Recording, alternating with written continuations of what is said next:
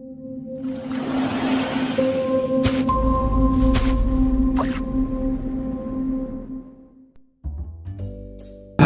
anak-anak hebat semua, kembali lagi dalam channel Tempat Belajar.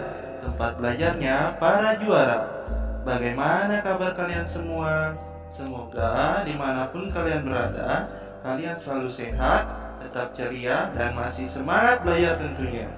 Nah anak-anak hebat semua, sebelum kita lanjut ke pelajaran kita kali ini, jangan lupa di subscribe dulu ya, agar anak-anak tidak ketinggalan video-video terbaru dari channel Tempat Belajar.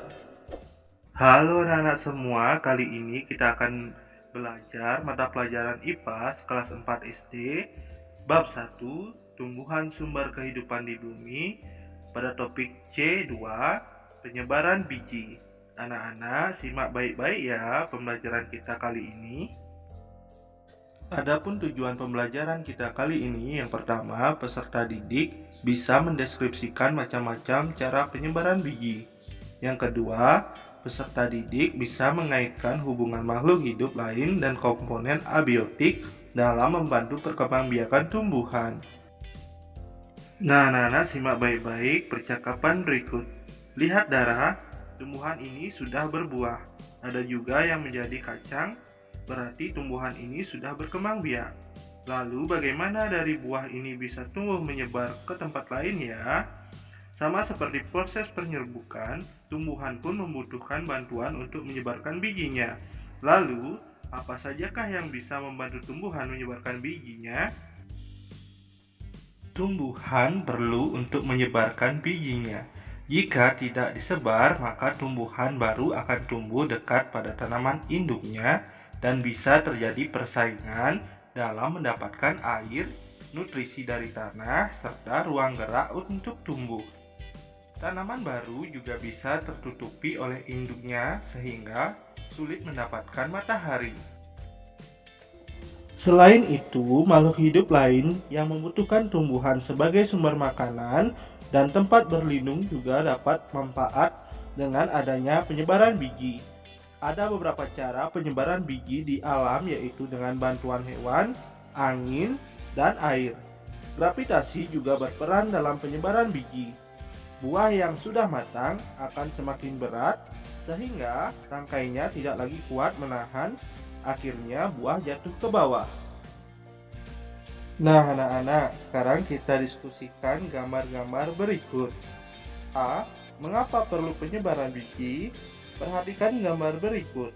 Manakah menurut kalian gambar lingkungan yang lebih baik untuk biji tumbuh? Apakah gambar A atau gambar B? Mengapa?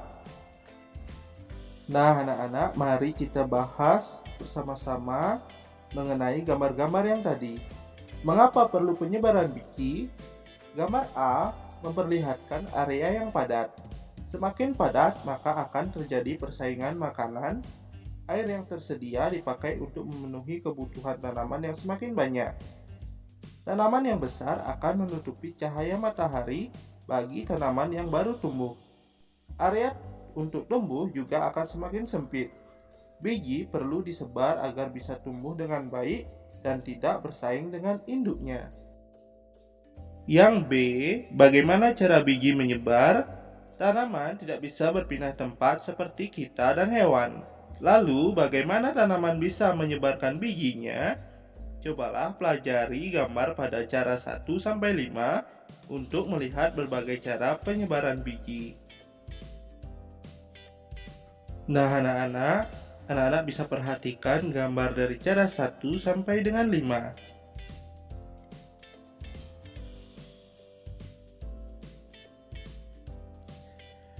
Cara yang pertama dengan bantuan hewan.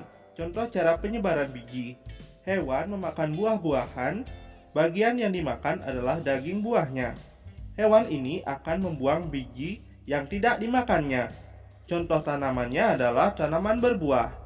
Contoh hewannya yaitu hewan pemakan buah. Cara yang kedua dengan bantuan hewan. Contoh cara penyebaran biji yaitu dengan cara biji-biji yang berjarum kecil mudah menempel di bulu kelinci. Kelinci hewan yang suka masuk ke semak-semak tumbuhan. Saat kelinci berlompat dan berlari, biji akan jatuh dan tersebar. Contoh tanaman, tanaman dengan biji berduri-duri yang bisa menempel di bulu seperti rumput jarum. Contoh hewannya adalah hewan berbulu. Cara yang ketiga adalah dengan bantuan hewan. Contoh penyebaran biji, gajah hewan pemakan tumbuh-tumbuhan. Badannya yang besar membuatnya juga memerlukan makanan yang banyak. Biji buah akan keluar bersama kotorannya. Saat itu gajah sudah berada di tempat yang lain dan biji tersebar dari induknya. Contoh tanaman yaitu tanaman berbuah dan berbiji. Contoh hewannya adalah hewan pemakan buah yang suka bergerak dan berpindah-pindah tempat seperti burung. Cara yang keempat yaitu dengan bantuan angin. Bunga dan dandelion memiliki biji-biji yang ringan. Biji-biji itu akan tertiup terbawa angin dan jatuh di tempat lain. Contoh tanaman yaitu tanaman yang bijinya ringan, halus, dan mudah lepas dari tanamannya. Cara yang kelima adalah dengan bantuan air. Tumbuhan yang hidup di tempat berair seperti pantai, danau, sungai, dibantu oleh air untuk penyebaran bijinya. Buah kelapa akan terbawa oleh arus air laut dan terdampar di tempat yang lain. Contoh tanaman yaitu tanaman yang hidup di daerah air. Umumnya buah akan mengambang sehingga bisa ikut terbawa arus air. Nah, anak-anak semua, marilah sekarang kita refleksikan dengan menjawab pertanyaan-pertanyaan berikut ini. Pertanyaan yang pertama, mengapa tumbuhan perlu menyebarkan bijinya? Pertanyaan yang kedua, apa manfaat bagi makhluk hidup lain dengan adanya penyebaran biji? Yang ketiga, apa saja yang membantu tumbuhan menyebarkan bijinya? Yang keempat, setelah mempelajari penyerbukan dan penyebaran biji, menurut kalian apa yang dibutuhkan oleh tumbuhan dari manusia? Nah, anak-anak, mari kita jawab pertanyaan-pertanyaan yang tadi. Pertanyaan yang pertama, mengapa tumbuhan perlu menyebarkan bijinya? Tumbuhan perlu menyebarkan bijinya agar bisa tumbuh di lingkungan yang baik, tidak mengalami persaingan dengan induknya, dan mendapatkan akses ke cahaya matahari. Yang kedua, apa manfaat bagi makhluk hidup lain dengan adanya penyebaran biji?